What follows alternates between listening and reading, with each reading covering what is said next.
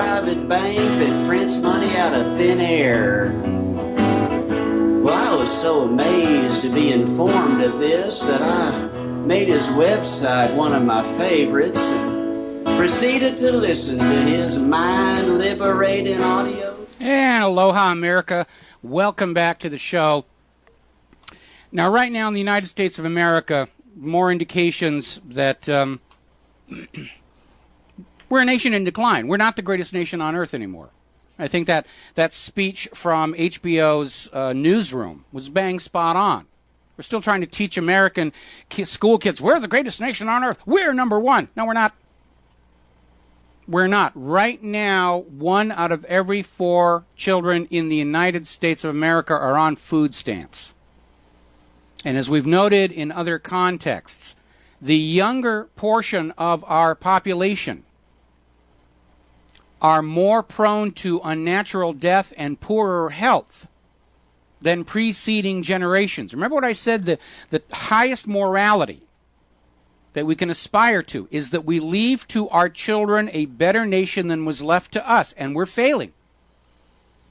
Because our generation, our children, this follow-on generation, for all the huge costs of health care, they're sicker and they have shorter lifespans than our generation did. Because the money junkies are calling all the shots with the medical care, like they are with the nuclear reactors and everything else that's gone wrong in this country. The Boeing 787. We were supposed to be the world's leader in medical technology. We're not anymore. We have one of the highest infant mortality rates of any developed country. Right now, U.S. men rank last in life expectancy among the 17 developed countries. This was put out by the Institute of Medicine and the National Research Council and included other countries like Canada, Japan, Australia, France, Germany, and Spain. If you are living in the United States of America and you're a young man under the age of 50, which I know for a lot of people doesn't seem young, but that's basically the cutoff, you will have a shorter lifespan than men in these other countries because of the decline in health care and certainly the saturation of questionable medical treatments, chemicals in our food, genetically modified organisms in the store. Something has gone horribly, horribly wrong. And we need to look at that. There's been another study, this is up in Canada, calling into question the use of aluminum as an adjuvant in vaccines. Now, if you don't know what I mean by an adjuvant, the way a vaccination is supposed to work, going back to the original model of using cowpox, which is a weaker form of smallpox, to trick your body into antibodies that can defeat smallpox. And that did work. It's no question. But as they start trying to come up with more vaccines for more illnesses, most of which you'll never actually encounter in your life, they discovered that that mechanism doesn't always work all by itself. And especially in those vaccines where they have to take the original disease organism and either kill it or somehow weaken it in order to get the body to still respond to it and produce antibodies, they put in additional chemicals called adjuvants, which deliberately provoke the immune response. They're literally poisoning you so that your body will say, aha, I have to respond to whatever's in the bloodstream. And the idea being that along with the antibodies that you will create for all of these other chemicals, that your body will also tag this intended disease organism and produce antibodies to that. Doesn't always work. The problem is these adjuvants are very dangerous. One of the most commonly used is peanut oil. Now, peanut oil is something you're supposed to eat and digest, not shove into your veins intravenously. And it is thought that the use of peanut oil as an adjuvant in vaccines is the reason for this explosive growth in peanut anaphylaxis in the American population, where if you're even exposed to any kind of peanut material at all, your throat will close up and you can literally die from it. And that's why you see all these warning labels on products. You know, this is made on machinery that also processes peanuts, because just a tiny fragment of peanut can kill you if you are caught up in this, and it's thought the peanut oil adjuvant is behind this. So now there's this new study up in Canada basically confirming that aluminum used as an adjuvant in vaccines in pediatric patients, meaning little tiny children,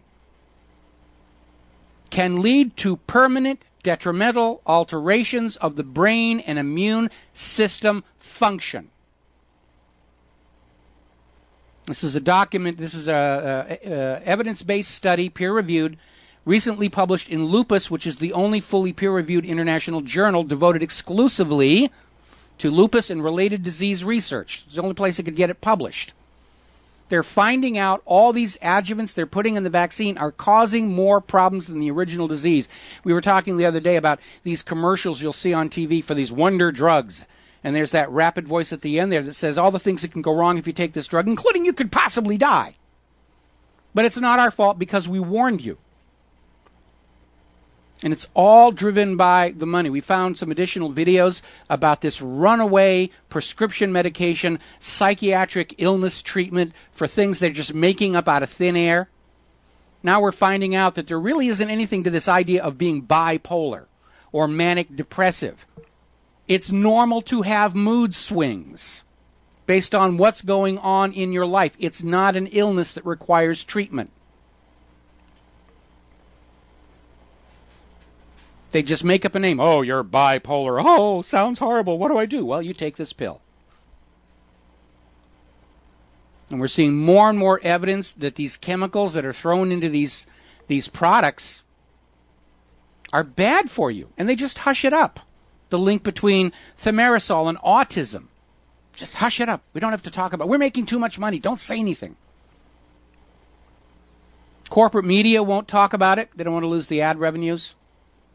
Congress won't do anything about it. They don't want to lose the donations. It is that corrupted. It is that corrupted. And this is why this study is showing the American life expectancy is in decline. Our overall health is in decline. That documentary on genetic roulette. As the genetically modified food enters our diet, we are suffering more and more chronic, ongoing, multiple chronic ailments. It's becoming the norm to have 2 or 3 things wrong with you throughout your life, for which they'll sell you a medication. It finds out it's being caused by these experimental foods that are coming out there. And they don't want you to know what's in there. They're fighting. They fought 37 tooth and nail. They're already at work in these other states talking about GMO labeling. These corporations and the government do not care about you and your health. You are seen only as a source of revenue or new soldiers. And outside of that, they don't care about you. You're just cattle to them. You're just chickens. You're livestock. And they treat you like it. You will eat what the government tells you to eat.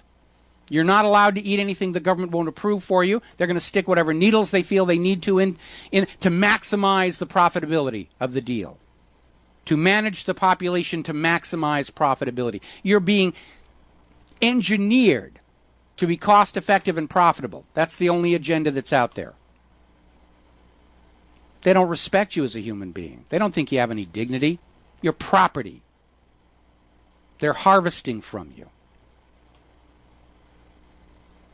And there is almost no difference at all that I can see in the morality and the ethics of how the U.S. government is treating you, the human population of the United States, and these large corporate farms treat their cows and pigs and chickens. It's the same mindset. It's just a bunch of these bodies, stick them full of antibiotics and maximize the profit out of them. That's it. Same exact mindset.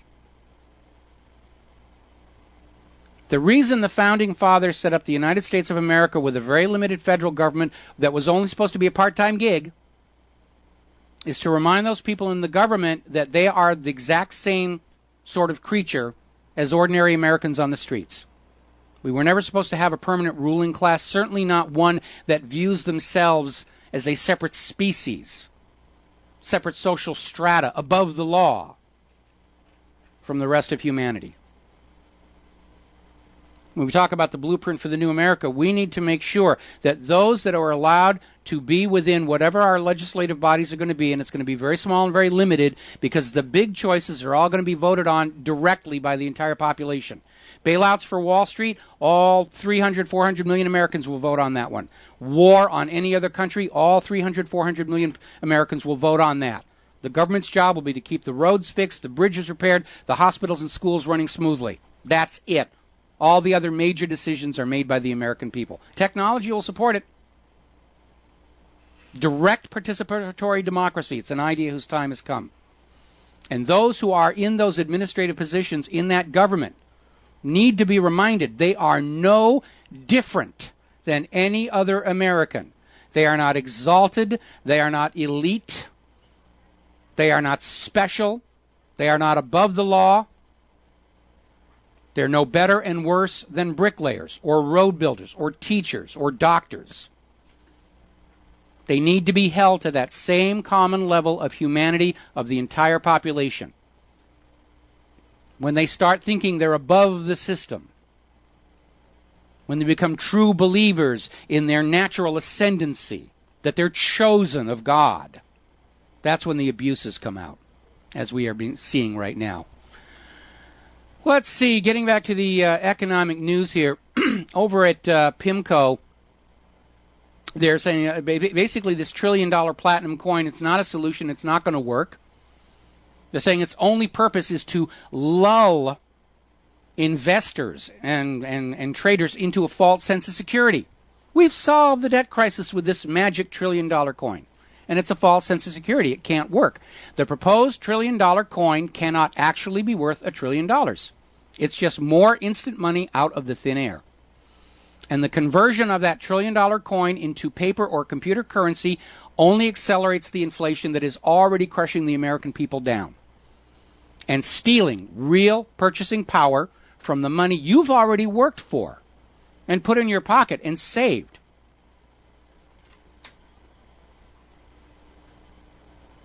It's a desperation play. And it shows just how fragile the U.S. economy is. I don't know what the initiating event is going to be that's going to bring it all crashing down. And I still would not put it past our own government to intentionally crash the banking system, Wall Street computers, and blame Iran for it, so that they could duck the responsibility of having created this mess through Wall Street criminality and Washington, D.C. corruption. But I don't think this can last much longer. I don't see how it can last much longer. All right, we're going to grab a phone call here. Chuck in Texas. Aloha, Chuck. Welcome to the show. What's on your mind? How you doing, buddy? I wanted to expound on your idea of direct democracy for just a minute. Versus the republic that we were supposed to be under, but obviously aren't now. How would your idea work?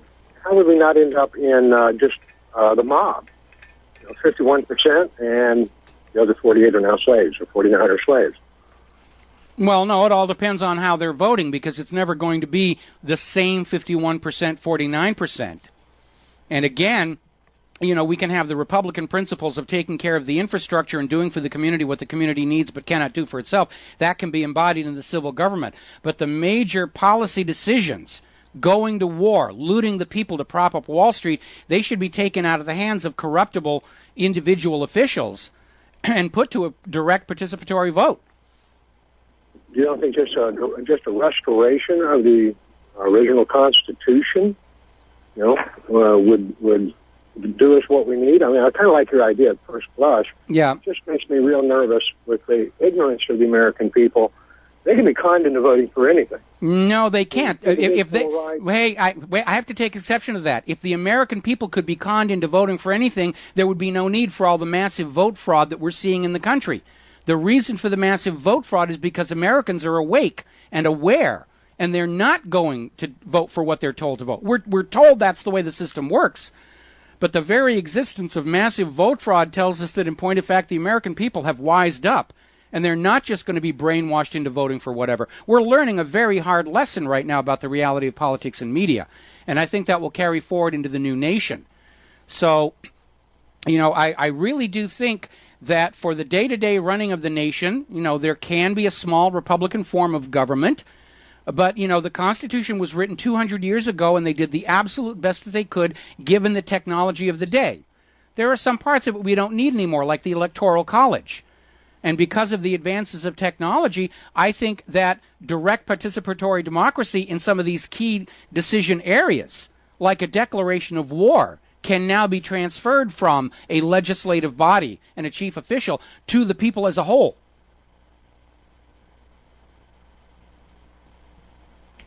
I think if the American people had had a voice in this decision, we would not be attacking all these foreign nations. I think if the American people did express their will to the Congress regarding all these bailouts, it was 90% saying, do not use our tax money to prop up the Wall Street banks. But Congress went ahead and did it anyway because their own investment portfolios were on the line here. And so obviously that kind of a major financial decision should have been left to the hands of the American people. All right, we're going to switch over to Sean in Pennsylvania. Aloha, Sean. Welcome to the show. What's on your mind? Hi, Michael. Hi, what's on your mind? You're on the air. You're on the air. What's on your mind?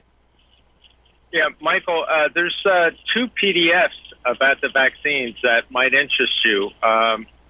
The meeting at Simpson Woods, the vaccine meeting at Simpson Woods, which all the CDC, every single pharmaceutical company, all their vaccine studies, they met in secret in Puerto Rico as a result of Dr. Wakefield linking the autism to the MMR. This meeting was to try to figure out how they were going to overcome his study, linking that. Yeah. And they all brought in all their studies, which conclusively prove that they've known the whole time that the whole gamut of all these afflictions that the children are suffering from at epidemic levels, mind you, they've known the whole time that their products are causing it. And they have all the scientific studies in that PDF.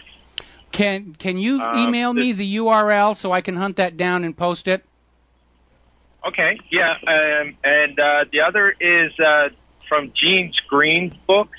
If you look up Proof Vaccines Didn't Save Us, there was a chiropractor that compiled statistical evidence going back to the Middle Ages from around the world. And what's so great about this was he took and put in a PDF the information just based on what was happening around the world. Then when the hygiene was introduced into that area. Okay, we got to take a break. I'm sorry, I got to let you go. Send me those PDFs and I'll post them. We'll be right back after these words from our sponsors.